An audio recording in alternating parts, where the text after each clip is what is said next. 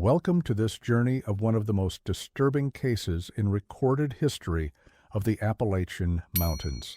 Before we begin, I invite you to leave a comment about where you're watching from and the exact time you heard this story. We're interested in knowing where and at what times of day or night these documented accounts arrive. What you're about to hear has been carefully pieced together from fragmented historical records, personal journals, and oral histories that have survived decades of systematic attempts to erase them from public memory. The events I will describe occurred primarily between 1880 and 1969, with the core of the narrative unfolding in the remote hollows of West Virginia at the turn of the century. Names of locations are accurate. These places exist. The paths these women walked can still be found today if one knows where to look. I must emphasize that this account contains no supernatural elements. What makes this case truly disturbing is its plausibility, the suggestion that within the natural world there exist possibilities beyond our comfortable understanding, and that perhaps, just perhaps, there are forces at work that prefer certain knowledge to remain buried. The winter of 1897 was particularly harsh in McDowell County, West Virginia. Snow had fallen early that year, blanketing the rugged terrain of the Appalachian Mountains in a deceptive white shroud that concealed the jagged contours of the land. Temperatures dropped well below freezing by mid-November, and by December, the remote hollows and valleys had become nearly inaccessible. The railroad, which served as the primary connection between the small mining communities scattered throughout the region, frequently shut down due to ice and snow, leaving entire settlements isolated for days or sometimes weeks at a time. It was during this winter that the residents of the small coal mining community of Keystone first began to notice something peculiar about the Hensley sisters. Clara and Mabel Hensley lived in a weathered cabin approximately 3 miles from the main settlement, nestled against the dense forest that climbed up toward the ridgeline of what locals called Widow's Peak. The cabin itself had been built sometime in the 1850s by their grandfather, Ezekiel Hensley, who had come to the region as one of the early timber prospectors before coal was discovered. The structure stood 2 stories tall, with a sharply pitched roof and a stone chimney that released thin wisps of smoke nearly every day of the year, regardless of the season. Both women were in their late 30s, unmarried, and largely kept to themselves. Clara, the elder by 2 years, was tall and angular, with dark hair always pulled back in a severe bun, while Mabel was slightly shorter with a rounder face and hands that seemed perpetually stained with plant matter. According to county records from 1880, they had inherited the property from their father, Josiah Hensley, a moderately successful timber merchant who had later invested in coal speculation. Josiah had passed away under what local newspapers delicately described as circumstances requiring no further inquiry, a phrase that, according to Dr. E. Hay, Lawrence Pritchard's later research was commonly used in the region to denote a suicide or other death involving unusual or potentially scandalous elements. The Hensley family had always maintained an unusual position in the social hierarchy of McDowell County. Neither fully integrated nor completely ostracized, they occupied a liminal space that granted them a certain freedom from conventional expectations. Their grandfather had been known for his extensive knowledge of native plants and traditional medicine, a knowledge he passed to his son, who in turn educated his daughters in these practices. This expertise, combined with their relative isolation, gave rise to whispered rumors and speculation among the more superstitious residents of Keystone, though nothing substantiated enough to cause genuine concern. What drew attention to the sisters in that winter of 1897 wasn't anything they did, but rather what stopped happening. For years, the Hensley sisters had come into town once a month to purchase supplies, attend church sporadically, and sell their homemade remedies at the general store owned by Samuel Blackwood, a Civil War veteran who had settled in Keystone after the conflict ended. Their tinctures and salves were known throughout the county for their remarkable effectiveness, particularly for ailments that doctors couldn't seem to remedy. The sisters had developed treatments for everything from rheumatism to persistent coughs, fertility issues to sleeplessness. Dr. Edmund Clark, who served as the town's physician from 1892 to 1904, noted in his medical journal, which survives in fragmentary form in the archives of the West Virginia Medical Historical Society, that he had analyzed several of the Hensley preparations and found them to contain unusual combinations of standard botanical ingredients prepared through methods unlike any documented in conventional pharmacopoeia, producing effects that exceed what might reasonably be expected from the constituent components. Mrs. Eleanor Hargrove, wife of one of the mine managers, credited Clara's moon cycle tincture with allowing her to conceive after 8 years of marriage, while old man Jenkins, who had suffered from debilitating joint pain since a mining accident in 1885, claimed that Mabel's Bone Ease Balm was the only thing that allowed him to walk without a cane. Such testimonials, while anecdotal, contributed to a steady demand for the sisters' remedies, making their monthly visits to town an anticipated event. But as the snow deepened that December, the sisters ceased their regular visits entirely. Their absence was noticed immediately by those who relied on their treatments, and by the third week of December, concern had begun to spread through the community. Several regular customers reported making the difficult journey to the Hensley cabin, only to find no response to their knocks, despite smoke rising from the chimney and fresh tracks in the snow surrounding the property. These visitors reported hearing muffled sounds from within, not voices exactly, but rhythmic noises that one man described as like someone beating a rug, but slower and more regular-like, with long pauses between. According to testimony recorded by Sheriff Thomas Hatfield in early 1898, preserved in his personal journal rather than the official county records, it was Elijah Moreland, the local postmaster, who first suggested someone should check on the Hensley women. Moreland had served as postmaster of Keystone since 1881 and was known for his meticulous attention to detail and routine. The post office, a small corner of the general store, served as one of the central hubs of communication for the isolated community.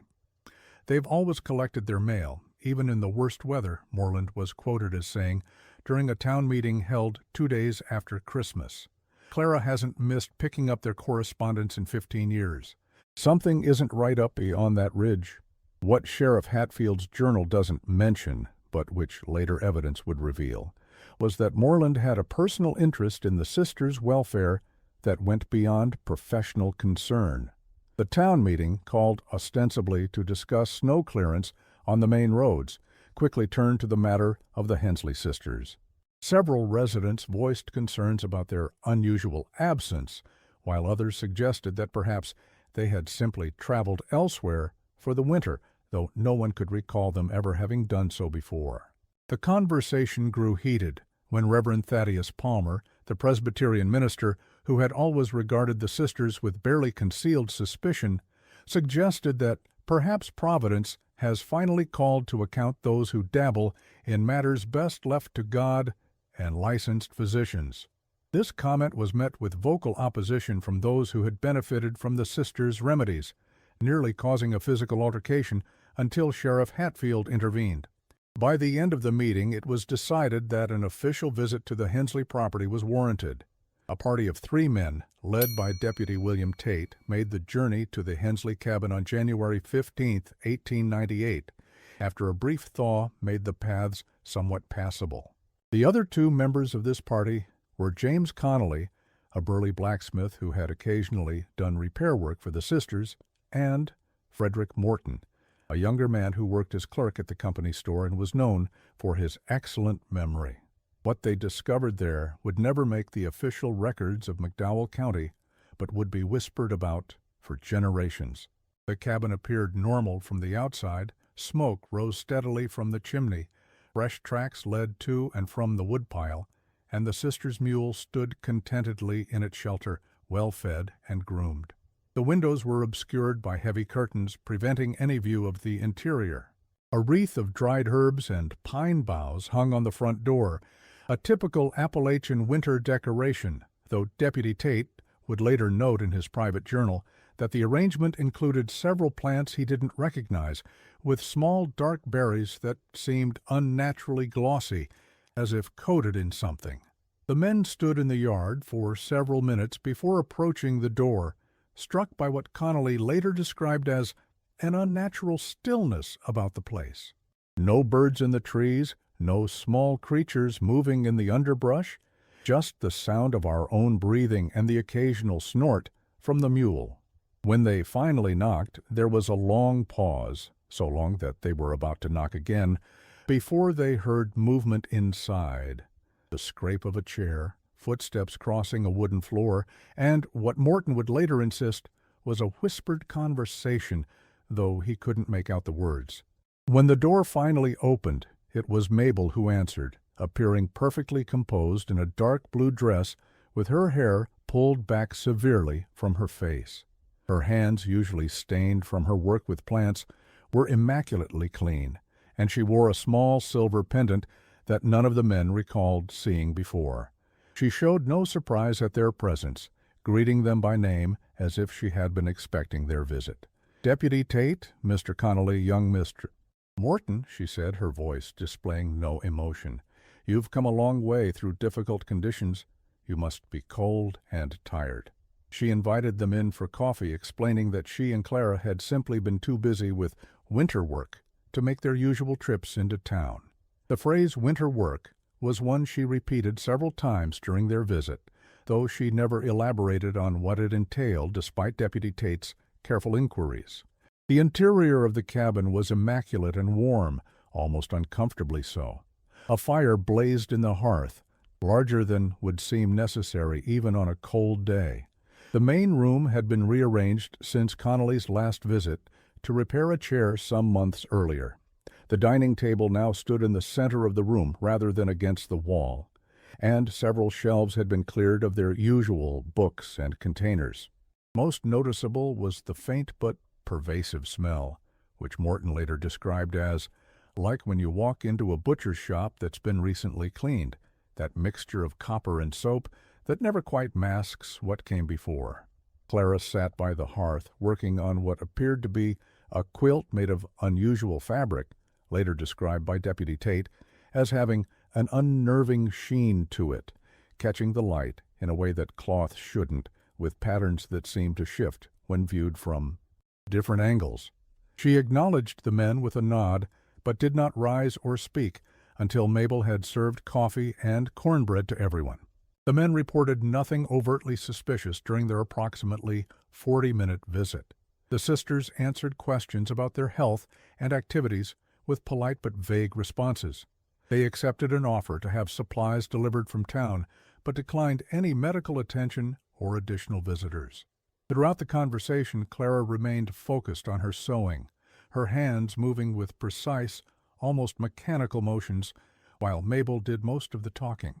And yet all three men later confessed to Sheriff Hatfield that they had felt a persistent unease throughout the visit, as if the walls were watching. Morton reported that he had counted 6 cups on the shelf by the stove, though only 5 people were supposedly in the cabin. Connolly noted that despite the bitter cold, a window at the back of the room was open several inches, with what appeared to be a dark cloth draped over the opening. What truly disturbed the men, however, was what they glimpsed in the root cellar when Mabel went to fetch preserves for their bread. According to a personal journal kept by Deputy Tate and discovered after his death in 1923, when his daughter donated his personal effects to the McDowell County Historical Society, the trapdoor to the cellar had been left partially open, revealing rows of glass jars on shelves that lined the walls of the underground space. The contents weren't fruits or vegetables, Deputy Tate wrote in an entry dated January 16, 1898, the day after the visit. At least not all of them. The jars nearest the opening contained what appeared to be personal effects: wedding rings, pocket watches, small trinkets, locks of hair tied with ribbon, a set of dentures, eyeglasses, and other items I could not identify from my vantage point.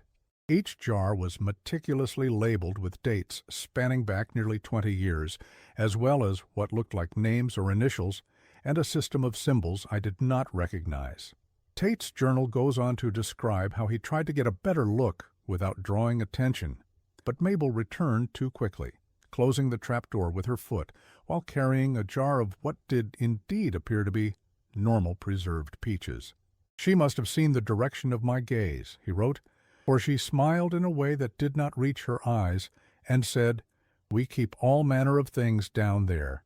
The cold earth preserves more than just food, doesn't it, Deputy?'" Frederick Morton, in a statement given to Sheriff Hatfield but never officially filed, reported seeing something else through the gap in the trapdoor. There was a small table set against the far wall with straps attached to its edges. Above it hung what looked like medical instruments, scalpels, clamps, and things I couldn't name.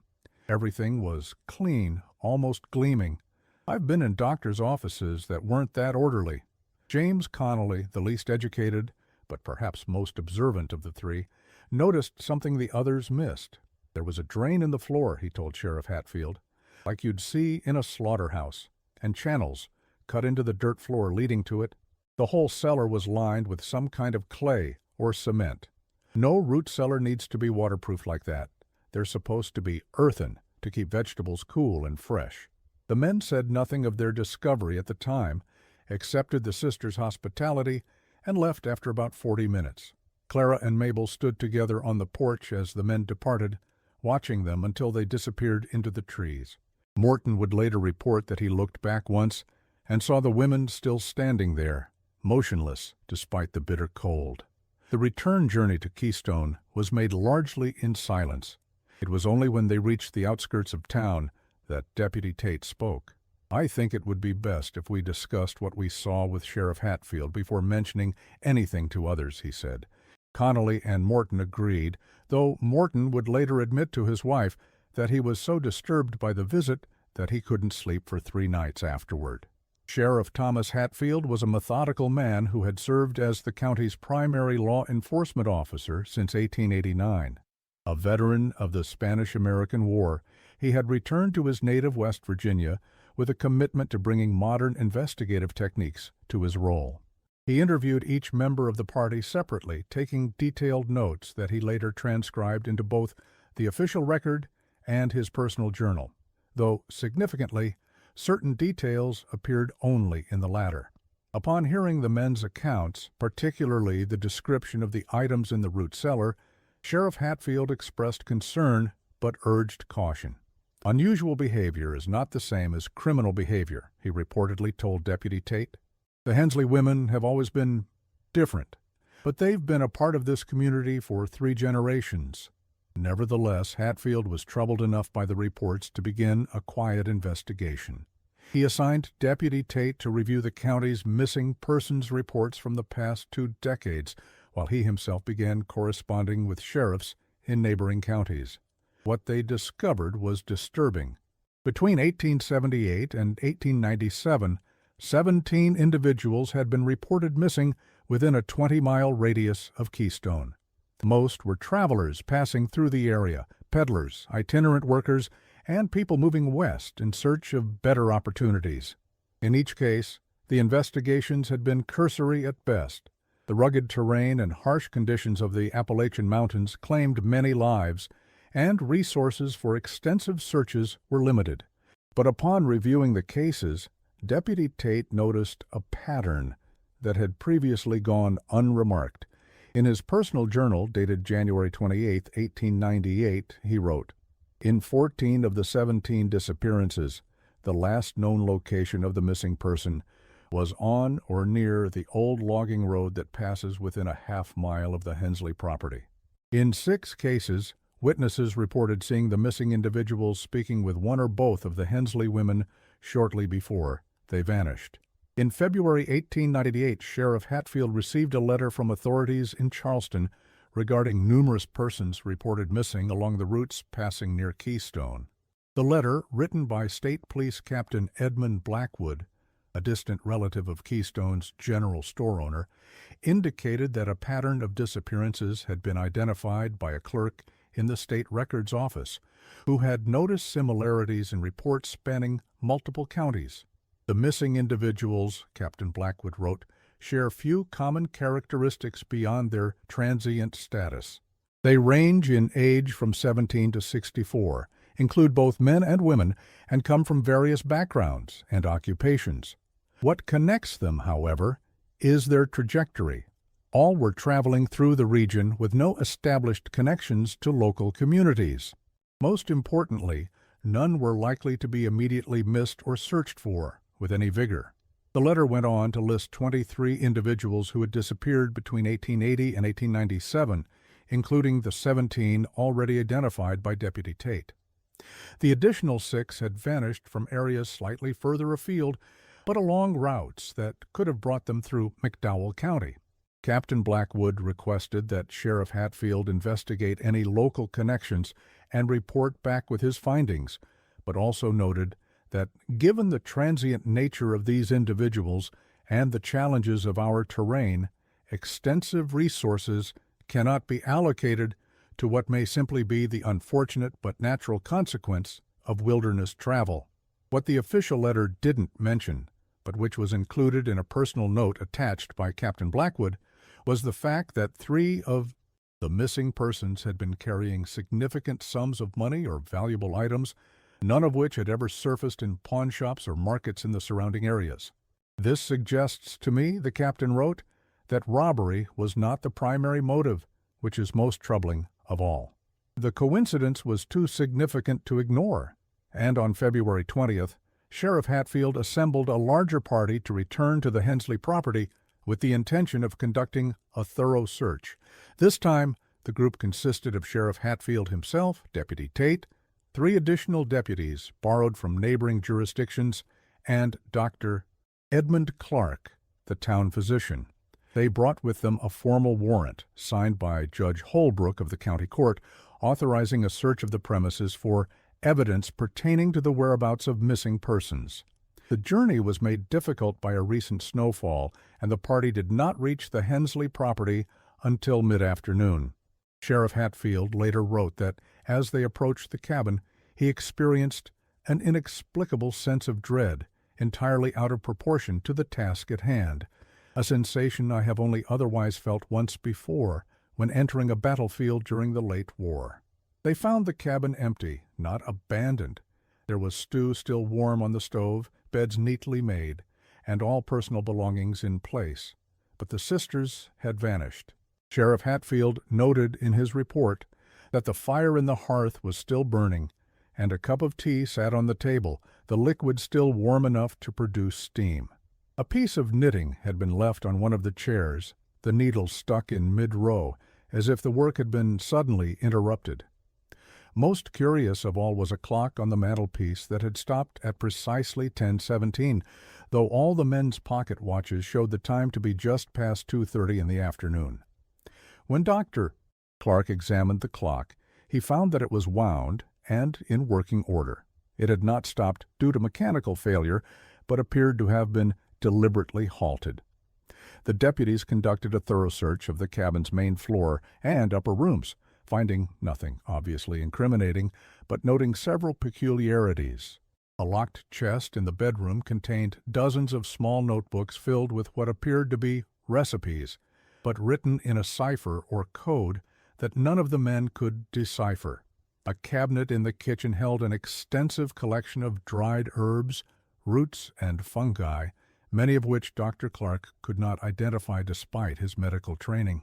Several shelves were lined with glass containers holding powders and liquids of various colors, all carefully labeled with the same indecipherable script found in the notebooks.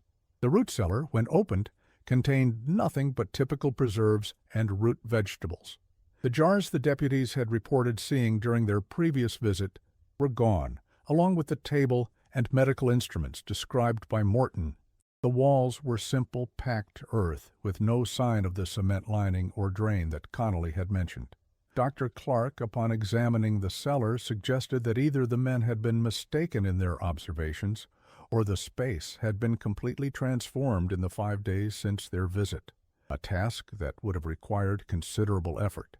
A search of the surrounding property revealed a well-tended herb garden, dormant for the winter but meticulously laid out, a small stable for the mule, which was now missing, and a workshop behind the cabin where the sisters apparently prepared their remedies. Inside the workshop they found a large copper still, numerous glass containers, and a collection of botanical reference books, many in German or Latin. But like the cabin itself, there was nothing explicitly incriminating, merely the tools and references one would expect of knowledgeable herbalists. What followed was one of the most extensive manhunts in West Virginia history at that time, involving not only the local sheriff's department but also state police officers and even several private detectives hired by families of the missing persons once news of the investigation began to spread. The sisters' disappearance coincided with a period of unusual weather, a sudden thaw followed by freezing rain that created a layer of ice over the snow, perfectly preserving a set of footprints leading from the back of the cabin into the forest. These tracks, according to search party records, followed no established trail but moved with purpose toward the higher elevations of the mountains to the east. The search party, led by Deputy Tate with 2 local hunters serving as trackers, followed these footprints for nearly 7 miles through increasingly difficult terrain. They noted that the tracks showed no signs of hesitation or rest. Whoever had made them had moved quickly and with apparent confidence, even through the most challenging sections of the wilderness. Even more unusually, the tracks appeared to have been made by a single person, despite there being 2 sisters to account for. It's as if one was carrying the other, one of the trackers was reported to have said. But there's no sign of dragging or uneven weight distribution that you'd expect to see. Just steady, purposeful steps, spaced further apart than would be natural for a woman of their stature.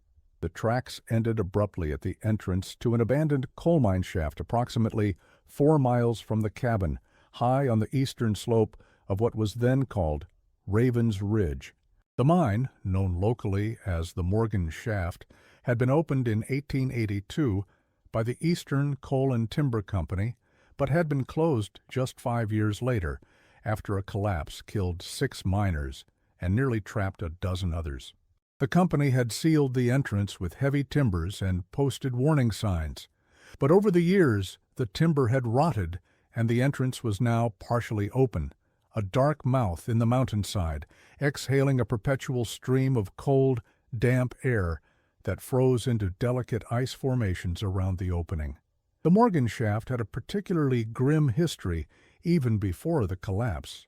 According to local folklore, the site had been considered inauspicious by the indigenous peoples who had once inhabited the region, though the specific reasons had been lost to time.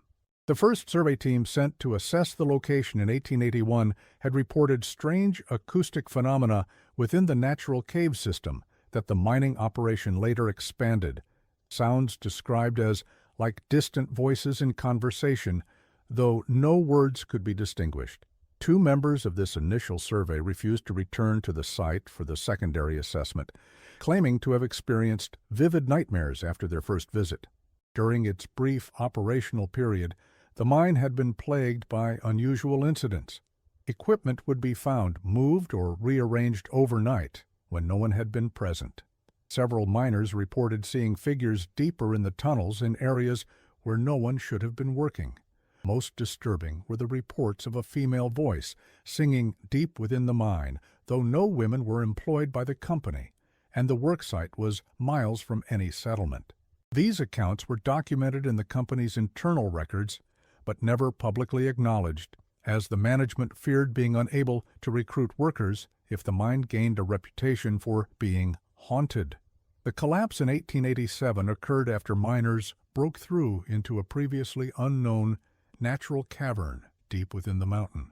According to the sole survivor of the team that made the breakthrough, they discovered a chamber like a cathedral, with strange formations that seemed almost architectural in their regularity. Before they could explore further, the surrounding tunnels collapsed, killing his companions and forcing him to crawl through narrow gaps in the rubble to reach safety. This survivor, Michael Donovan, reportedly suffered from severe mental disturbances afterward and died by suicide 6 months later, leaving behind a journal filled with increasingly incoherent writings about what waits in the deep places and the light that moves without flame.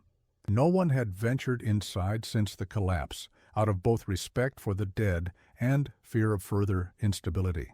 Yet here, a decade later, the Hensley sisters' tracks led directly to the partially collapsed entrance and then stopped, as if they had simply walked into the darkness and vanished.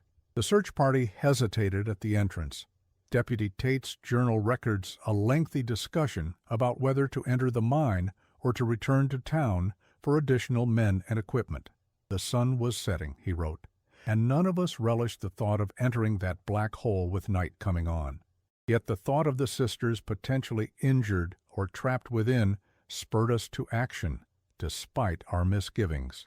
Before a decision could be reached, however, a runner arrived from Keystone with an urgent message from Sheriff Hatfield, ordering the search party to return immediately. A telegram had arrived from Charleston with instructions to cease the pursuit and return to town for reconsideration of the investigation's direction. Deputy Tate, though reluctant to abandon the search when they had come so far, had no choice but to comply with the direct order. Upon returning to Keystone, Deputy Tate and the search party found Sheriff Hatfield in conference with 2 men who had arrived on the afternoon train from Charleston. These men, who identified themselves only as representatives of the state governor's office, spent several hours in private discussion with the sheriff, after which the entire direction of the investigation changed. Sheriff Hatfield's official report, filed on February 28, 1898, stated, "The pursuit of the Hensley women has been abandoned due to hazardous conditions and the likelihood that they perished in the unseasonable weather." Evidence suggests they may have sought shelter in the abandoned Morgan mine, which subsequently suffered another collapse, entombing them within. As recovery would pose undue risk to search personnel and the deceased have no immediate family requesting retrieval of remains, the case is hereby closed. This conclusion satisfied the county commissioners, who were eager to avoid a scandal that might deter investment in local coal operations. The mining companies had been actively working to improve their safety reputation after a series of disasters throughout the region, and public attention on a mysterious disappearance connected to an abandoned mine would have been unwelcome. The commissioners' minutes from their March meeting include a terse note. Hensley, matter closed. No further inquiries to be pursued. Site to be marked as hazardous and left undisturbed. However, a separate document found among Sheriff Hatfield's personal effects after his death in 1914 told a different story. This document, a leather-bound journal kept separate from his official sheriff's log, contained entries dating from February 21st to March 3rd, 1898, detailing events that never appeared in any official record.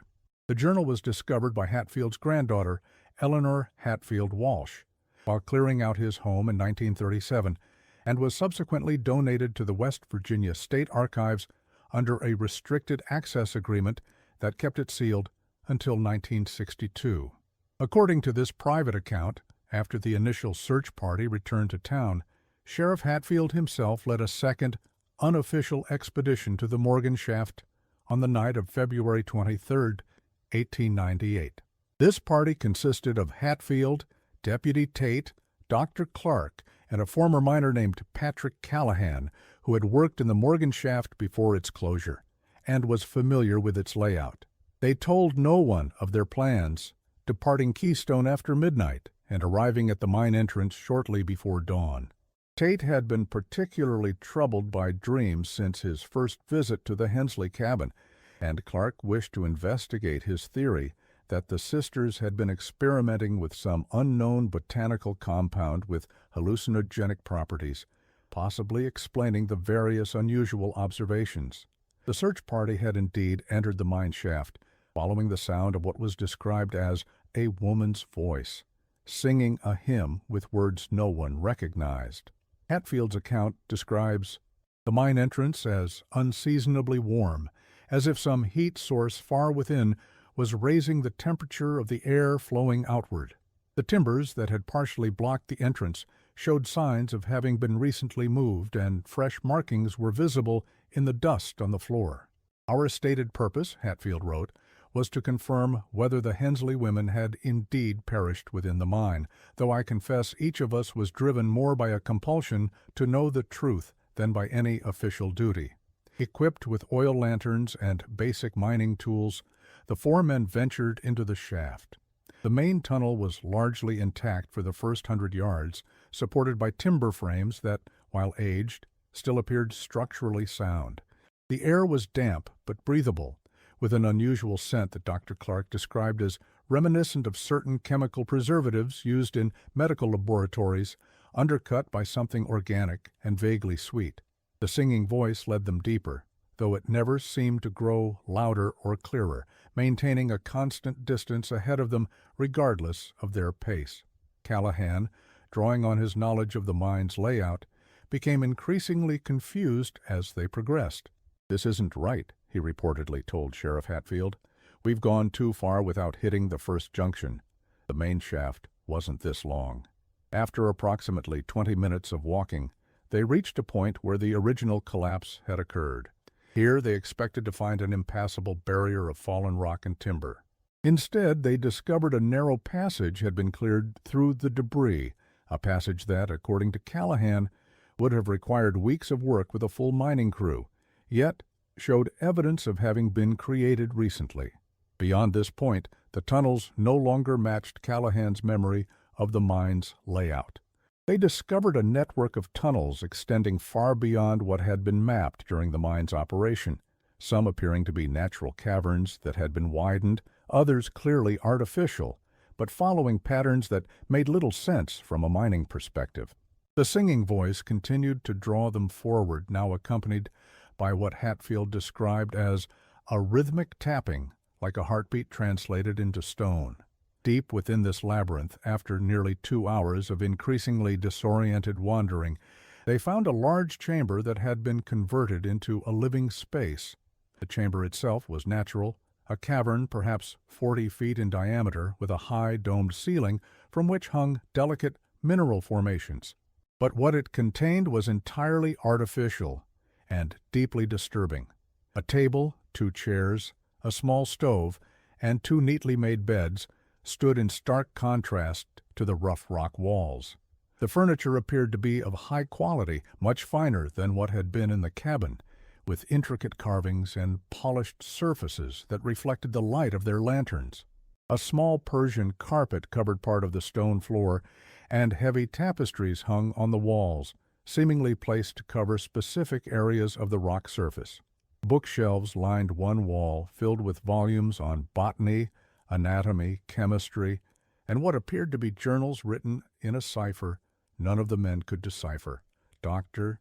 Clark noted that many of the scientific texts were recent publications from European universities, some in German, French, or Latin, and most dealing with advanced concepts in biology and chemistry that were well beyond common knowledge.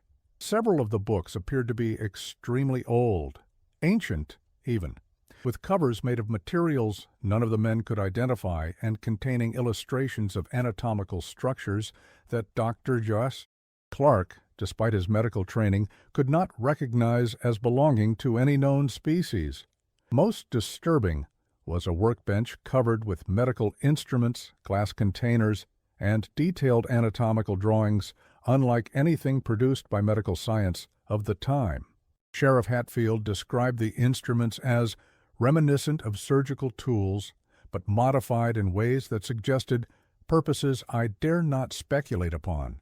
Some appeared to be designed for extraction or a collection of fluids, while others resembled traditional mining tools that had been repurposed for unknown functions. The glass containers on the workbench held various substances, powders, liquids, and what appeared to be preserved tissue samples, each meticulously labeled with the same cipher found in the journals. One larger jar contained what Dr. Clark tentatively identified as a human heart, though he noted that its structure appeared subtly but fundamentally different from normal human anatomy. This jar was labeled with a date, January 12, 1898, just 3 days before the first visit to the Hensley cabin. A large copper apparatus stood in one corner of the chamber, resembling a still, but with modifications that none of the men could understand. Connected to it was a complex system of glass tubes and collection vessels, all immaculately clean and apparently ready for use. Nearby stood a cabinet containing dozens of small vials, filled with a clear liquid that caught the light in unusual ways, seeming almost to glow from within. There was no sign of the sisters themselves, but evidence suggested they had departed in haste. A pot of tea had been left to overbrew on the small stove, the leaves reduced to a bitter sludge at the bottom of the pot. Several books lay open on the table, alongside notes written on expensive-looking paper, and, most tellingly, a journal lay open on one of the beds. Its final entry dated the very morning of the search party's arrival at the cabin. Dr. Clark, who knew some Latin, was able to partially translate one section of text from an open book that appeared to be decades, if not centuries, old. According to Sheriff Hatfield's journal, Clark read aloud, "The essence resides not in the blood or viscera, as previously believed, but in the responses of the living tissue to extremes of sensation. Fear, pain, ecstasy, these are not mere responses, but transformative processes at the cellular level, releasing compounds that, when properly harvested and refined, contain the very principle of vitality itself." "What does that mean?" Deputy Tate reportedly asked. To which Dr. Clark replied, "It suggests they were experimenting with extracting something from living subjects, something they believed contained the essence of life itself. This is far beyond any legitimate medical research I'm aware of. This is something else entirely." According to Sheriff Hatfield's suppressed account, the men spent nearly an hour examining the chamber and its contents, photographing what they could with a small camera Dr. Clark had brought along.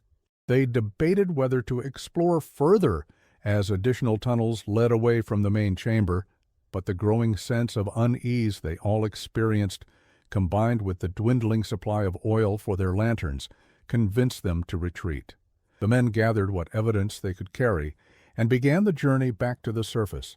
Sheriff Hatfield selected several of the smaller journals, a handful of the glass vials, and the most unusual of the instruments. Dr. Clark carefully packed several of the scientific texts and the jar containing what he believed to be a modified human heart.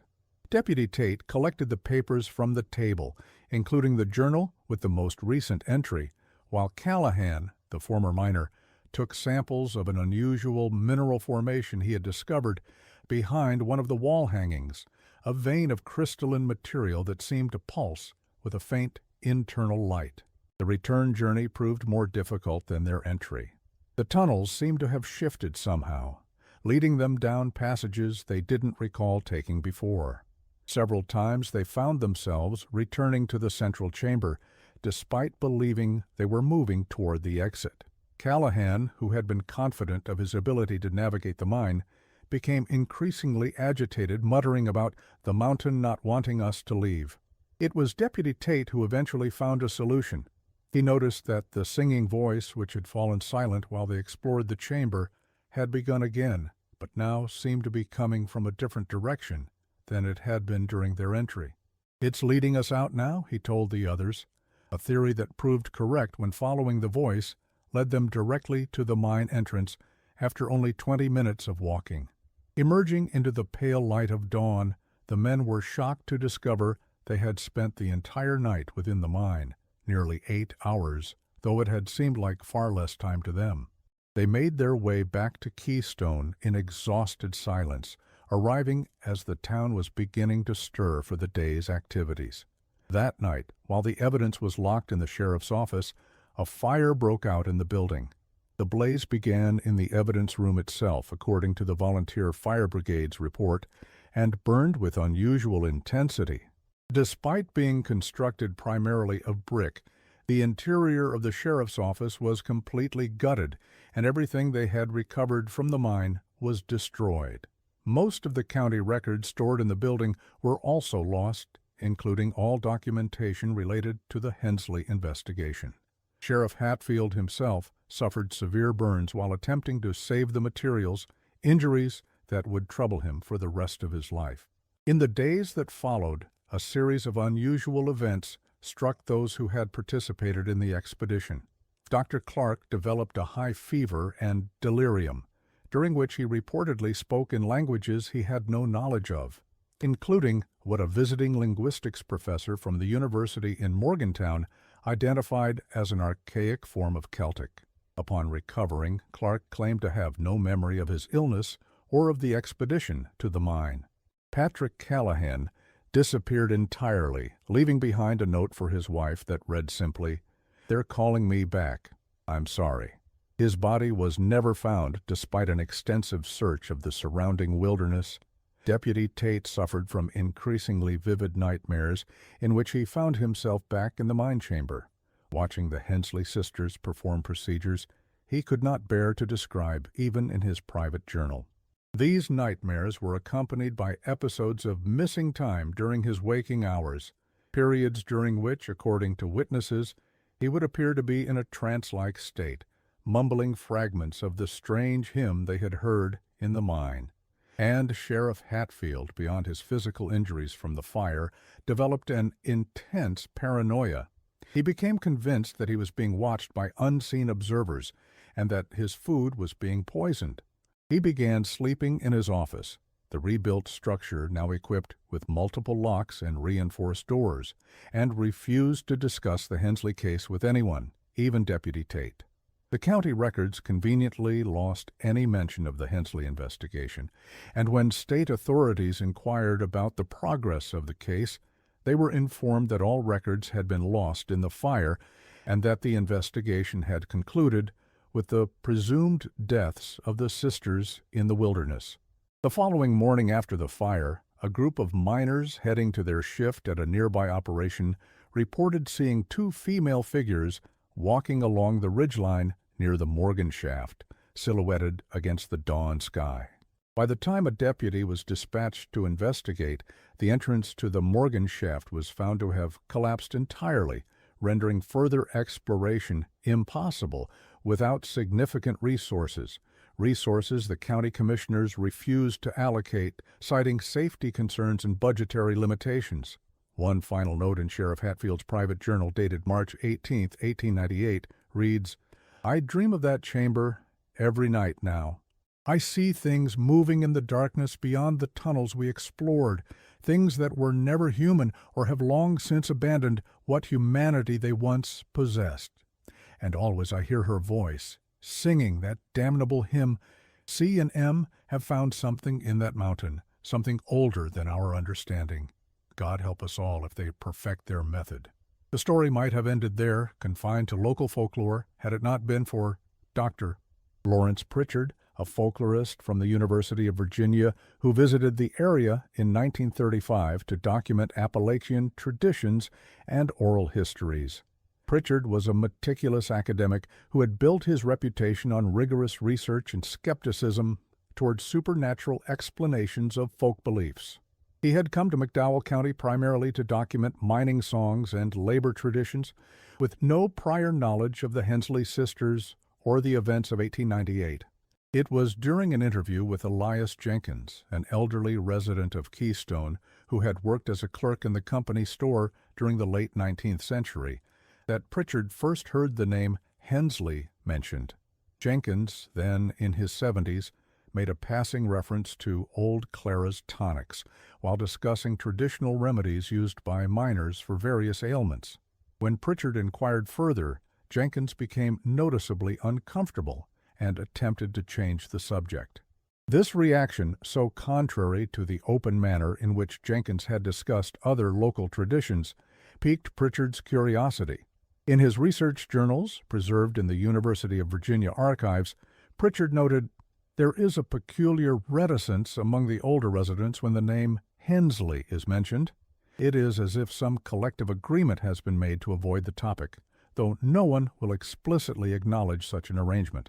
This pattern of deliberate omission itself becomes a form of folklore, the thing that is present precisely through its absence in the narrative. Pritchard's academic interest was further heightened when he discovered discrepancies in the county records. While researching property ownership patterns for another aspect of his study, he found that the land records for a significant parcel east of Keystone had been altered.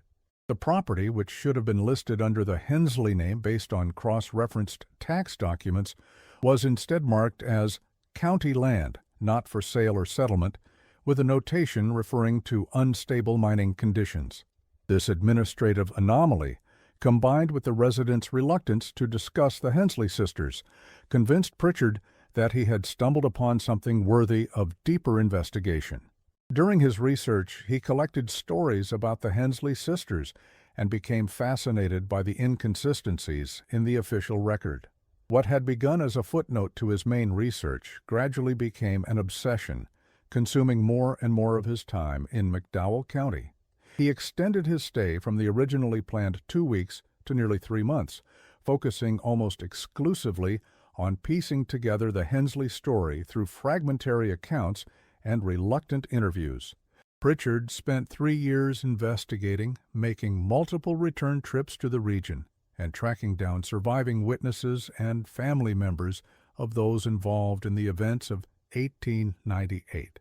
He faced constant obstacles from missing records to the sudden relocation of potential interviewees shortly before his scheduled meetings with them. On 2 occasions, his research notes on the Hensley case disappeared from his locked hotel room, though nothing else was taken. Most people he contacted refused to speak with him about the matter, often reacting with what he described as a fear that borders on religious dread. Some explicitly warned him to abandon his inquiry, suggesting that some things are best left buried in the past. One elderly woman who had been a young girl in Keystone during the time of the Hensley sisters told Pritchard, "They ain't gone, you know. They're just waiting. And they don't like being remembered."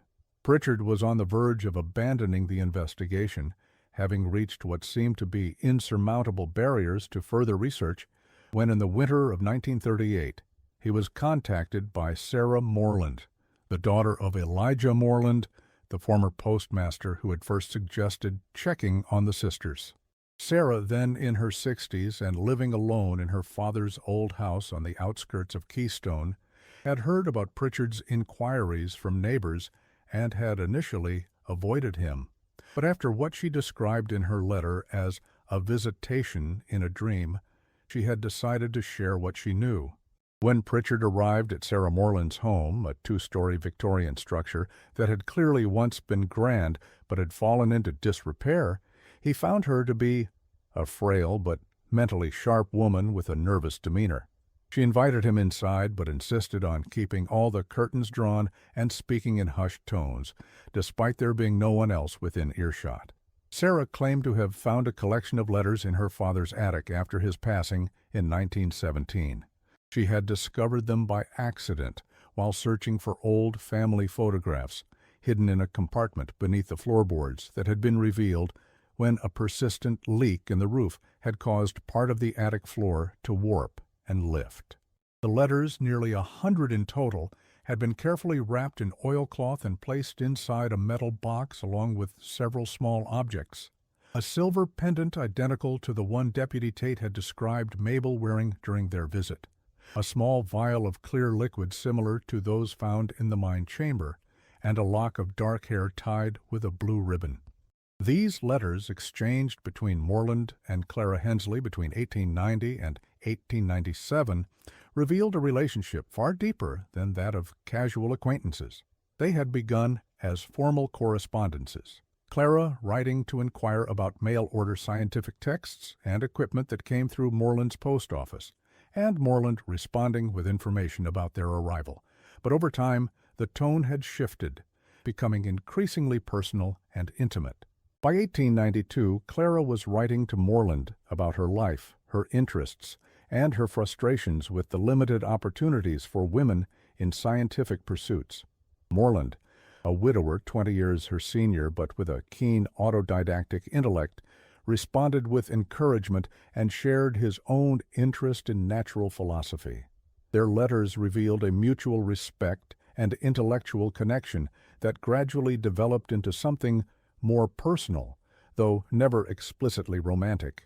In 1893, the correspondence took a significant turn when Clara began to write of experiments she and her sister were conducting, experiments she believed would transcend the limitations Providence has placed upon our mortal forms.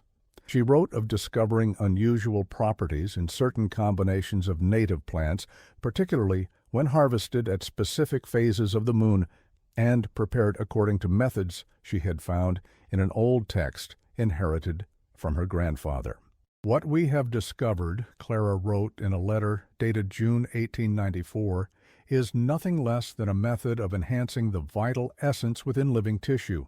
M and I have conducted trials with small animals and observed remarkable results: wounds that heal with unprecedented speed, resistance to disease, and in some cases, a measurable extension of the natural lifespan. But we have reached the limits of what can be learned from such simple subjects. We require more complex organisms for the next phase." Subsequent letters detailed their progression to larger animals, with Clara expressing both excitement at their results and ethical concerns about their methods.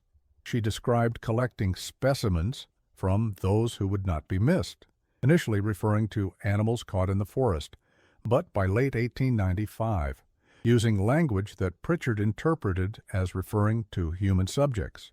"The transients who pass through these mountains," she wrote in November 1895, "serve a purpose they could never comprehend. Their sacrifice, though not made knowingly, contributes to a knowledge that will ultimately benefit all of humanity. Is it not a more meaningful end than dying anonymous and forgotten in some mining accident or barroom brawl?" Clara also wrote of a discovery within the abandoned mine that had opened doorways to understanding no human mind was meant to comprehend. According to her letters, she and Mabel had begun exploring the mine in 1893, after local children reported strange lights and sounds coming from its entrance. What they found inside, described only vaguely as remnants of something ancient and evidence that others sought the same knowledge centuries before us, had transformed their research from experimental botany into something far more profound. The mineral formations in the deeper chambers, Clara wrote in early 1896, possess properties unlike anything documented in geological literature. When properly processed and combined with our botanical preparations, they produce effects that can only be described as miraculous. M believes we have discovered the physical basis for what the alchemists sought as the elixir of life, though our understanding is purely scientific rather than mystical. Moreland's replies showed initial skepticism giving way to cautious interest, and eventually horrified fascination. His early letters questioned the scientific basis of Clara's claims and suggested alternative explanations for their observations. But as she provided more detailed descriptions of their methods and results, his tone shifted to one of reluctant belief. By mid-1896, he was actively contributing to their research, using his position as postmaster to order increasingly specialized scientific equipment from as far away as Germany and Austria under his own name to avoid suspicion. "I cannot deny the evidence you have presented," Moreland wrote in September 1896. "If what you claim is true, and I have no reason to doubt your observations, then you and your sister stand at the threshold of the most significant discovery in human history. The implications are staggering, both for science and for our understanding of what it means to be mortal." However, the collaboration took a dark turn in early 1897 when Clara began to hint at more extreme experimental methods. Her letters became increasingly focused on what she called the extraction process, describing how they had refined their techniques to harvest the essence from their subjects. "The procedure requires precision," she wrote in April 1897. "The subject must remain conscious and aware throughout, as the essence is most potent when released in response to extreme stimulus. M. has developed a method of extending this state for maximum yield, though it presents certain practical and ethical challenges. Moreland's responses to these later letters show growing alarm and moral qualms. He urged the sisters to reconsider their methods, suggesting that the potential benefits of their research did not justify the apparent suffering of their subjects. "Science must be guided by humanity," he wrote in July 1897, "or it becomes merely systematic cruelty. I fear you have crossed a boundary that should not be crossed, no matter the knowledge to be gained." The exchange grew increasingly tense through the fall of 1897, with Clara defending their work as necessary for the greater good, while Moreland pleaded for restraint. The final letter in the collection, dated December 3, 1897, just weeks before the sisters' disappearance, contained Moreland's ultimate rejection of their work. "I cannot be part of this any longer," he wrote in a shaky hand, the usually meticulous penmanship degraded by evident distress. "What I've seen cannot be unseen. May God forgive us both." This letter was accompanied by a note from Clara, delivered to Moreland's home rather than through the official mail. "We are disappointed by your decision, but understand it is born of conventional morality rather than scientific reason. Rest assured that we will proceed without your assistance. What we have set in motion cannot be stopped, nor should it be. When we have perfected the process, perhaps you will reconsider your position. Until then, we trust in your discretion, as you should trust in ours. Remember, Elijah, we know precisely what you fear most." According to Sarah Moreland, her father's behavior changed dramatically after this final exchange. He became withdrawn and paranoid, installing additional locks on all doors and windows and refusing to leave the house after dark. He resigned his position as postmaster in January 1898, citing health concerns, though he had previously been in excellent physical condition. Most tellingly, he refused to discuss the Hensley sisters with anyone, including the authorities investigating their disappearance, despite having been the first to express concern about their welfare. Sarah Moreland permitted Pritchard to photograph the letters, but refused to part with them, insisting they remain hidden in the compartment beneath the attic floor. "They're not safe anywhere else," she told him, "and neither are you, now that you've read them. They'll know. They always know when someone gets too close to their secret." When he asked who they were, Sarah simply shook her head and replied, "Not who. What? What they've become. Father said they weren't really Clara and Mabel anymore, not after what they found in the mine. Just something wearing their faces, looking out through their eyes." When Pritchard returned to her home the following day to continue his research and take additional photographs of the letters, he found the house had burned to the ground overnight, the fire having started sometime after midnight, according to neighbors. Sarah's remains were recovered from what had been the main bedroom, though the coroner's report noted the unusual condition of the body, specifically that there was far less soft tissue present than would be expected, even accounting for the fire's intensity. The letters, the metal box, and all other evidence of the Hensley-Moreland correspondence were never found. Pritchard published his findings in a small academic journal in 1940 under the title Folk Medicine and Disappearances in the Central Appalachians, 1880-1900. The article attracted little attention outside academic circles, and Pritchard himself abandoned the research shortly after, accepting a position at Oxford University, where he remained until his death in 1967. In 1952, during the construction of a new highway through McDowell County, workers uncovered a series of glass jars buried beneath a large oak tree, approximately halfway between the former Hensley cabin and the collapsed mine entrance. According to the foreman's report, filed with the State Transportation Department and subsequently classified, the jars contained preserved human tissue samples labeled with dates and what appeared to be names. Before any proper investigation could be conducted, the jars were stolen from the construction site's secure storage facility. The theft was never solved. The most disturbing development in the Hensley case came in 1963, when a surveyor for a timber company disappeared while working in the area near the former Morgan shaft. His equipment was found abandoned, along with his notebook, which contained a hurried final entry. Found opening to old mine. Heard women singing inside, going to investigate. A search party found no trace of the man, nor any opening to the supposedly collapsed mine. However, they did report finding a small glass jar containing what appeared to be a preserved human finger, labeled E. Moreland 1897. The case took an even stranger turn when authorities searched the surveyor's home and discovered an extensive collection of newspaper clippings, historical documents, and personal notes about the Hensley sisters. It appeared he had been researching them for years, though his family claimed to have no knowledge of this interest. Among his papers was a partially translated copy of what he believed to be one of the Hensley journals, though the source of this document was never determined. The translated portions described a substance the sisters had discovered in the abandoned mine, something they called the essence, which they believed could preserve life indefinitely when properly processed and administered. The journal described a method of extracting this essence from living subjects, a process that required the subject to experience extreme emotional states. The final translated passage read, "We have discovered that fear produces the purest form of the essence. The subject must be kept conscious and aware throughout the extraction. We have refined our methods to ensure minimal waste. M believes we are close to the final formulation. Soon, we will transcend."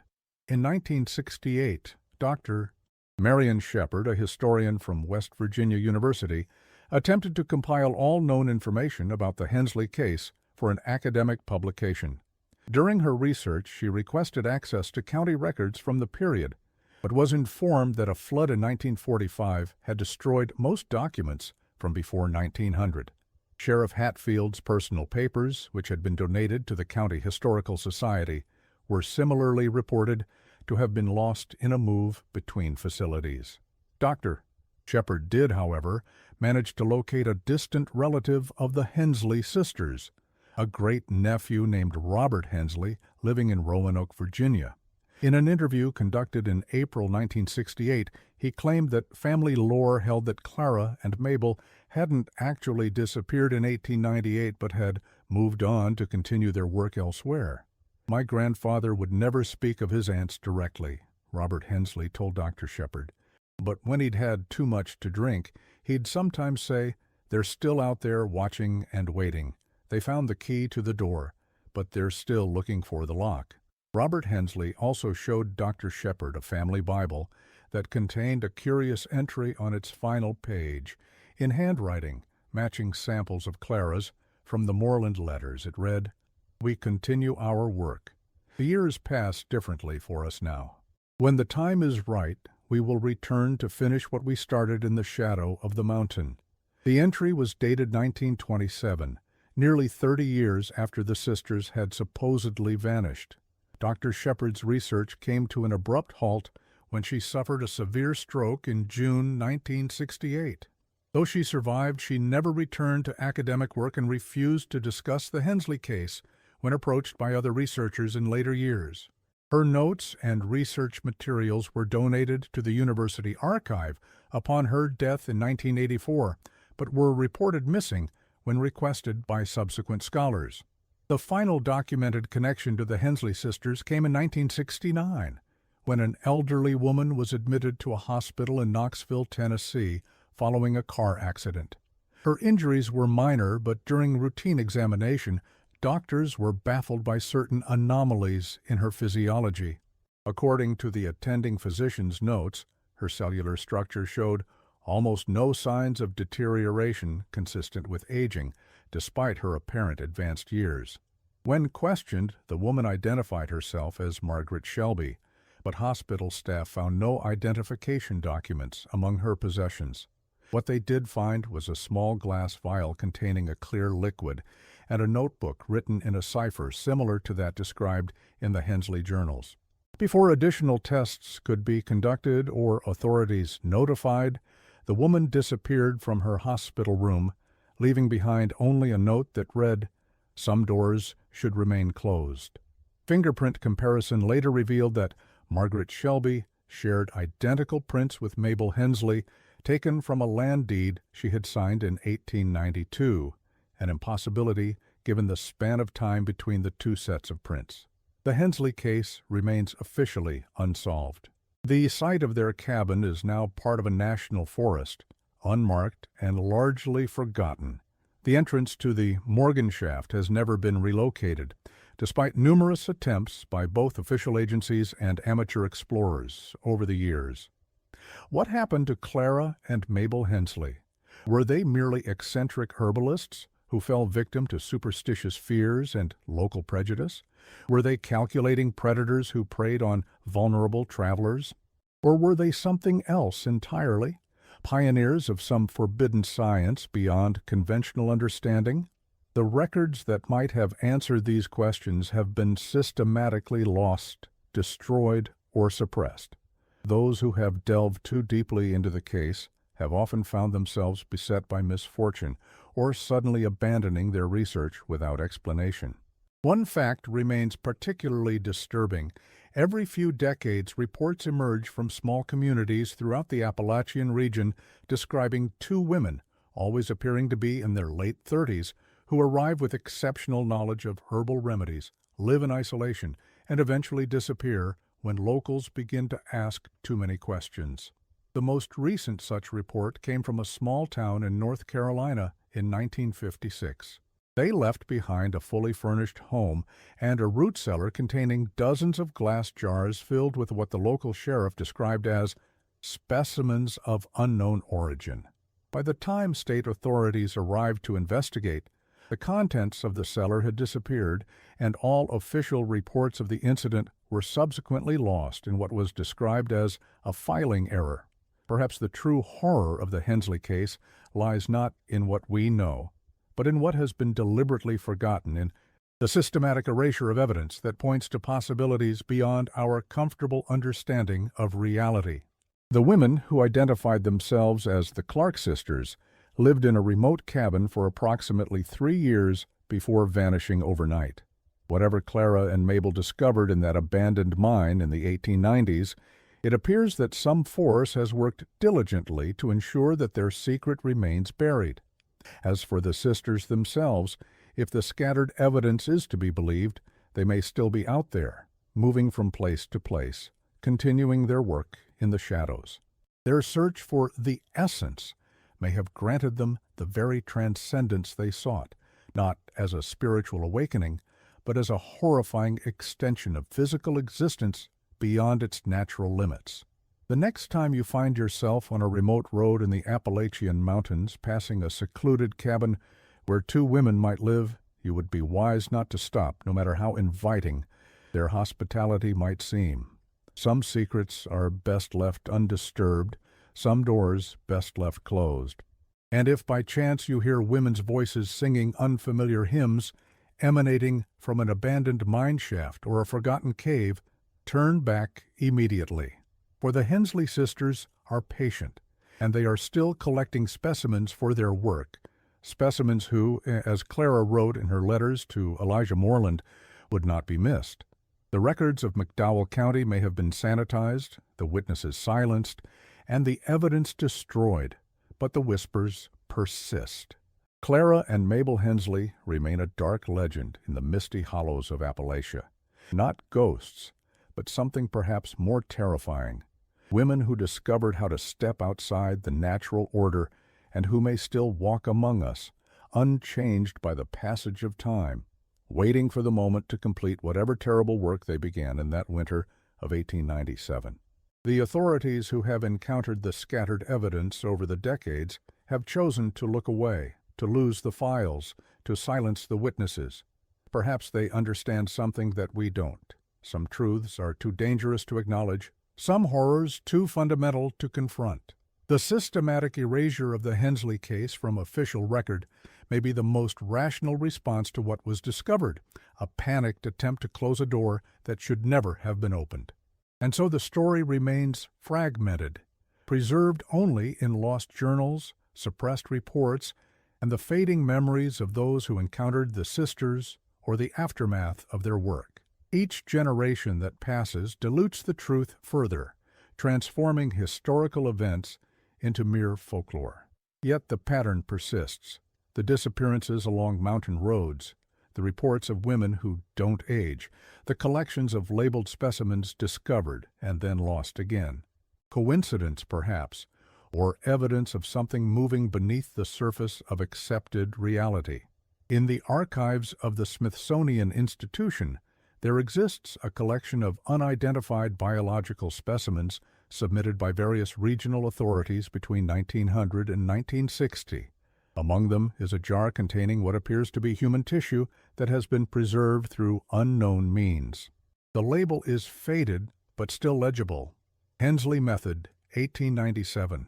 The specimen shows no signs of degradation despite its age. Access to this collection was restricted in 1962 by direct order of the federal government. The official reason cited was potential hazardous material, but internal memos suggest the true concern was anomalous preservation methods of unknown origin with potential national security implications. The last confirmed sighting of women matching Clara and Mabel's description occurred in a small town in eastern Kentucky in 1967. Local residents reported that two women who kept largely to themselves operated an herbal medicine practice from their home for approximately 8 months before disappearing without a trace. During their stay, 3 travelers passing through the area were reported missing. Their belongings were later found neatly arranged in a clearing in the forest, but the travelers themselves were never located. The local sheriff who investigated the case died of apparent stroke 2 weeks later. His successor found no record of the investigation in the department's files, and the case was never officially pursued. So what are we to make of Clara and Mabel Hensley? Were they merely victims of superstition and prejudice, as some modern historians have suggested? Were they calculating predators using the isolation of the Appalachian wilderness to conceal their crimes? Or were they something else entirely? Researchers who discovered something in that abandoned mine that allowed them to transcend the normal boundaries of human existence. The evidence points to a disturbing possibility that in the remote hollows of Appalachia in the late 19th century, 2 women stumbled upon or developed a method of extending life through means that most would consider monstrous. And that, despite official denial and systematic suppression of evidence, they continue their work to this day. The Hensley sisters, if they still exist, would be over 160 years old now, an impossibility by any conventional understanding of human biology. Yet the pattern of sightings, always describing women of the same appearance, engaged in similar activities, followed by unexplained disappearances, stretches across decades and state lines. What purpose drives them? What work do they continue to pursue in secret? And what will happen if they ever complete it? These are questions that perhaps should remain unanswered. The systematic destruction of evidence related to the Hensley case suggests that those who have glimpsed the truth have chosen forgetting as the only rational response. And so the story remains fragmented, preserved in scattered documents, suppressed reports, and local folklore.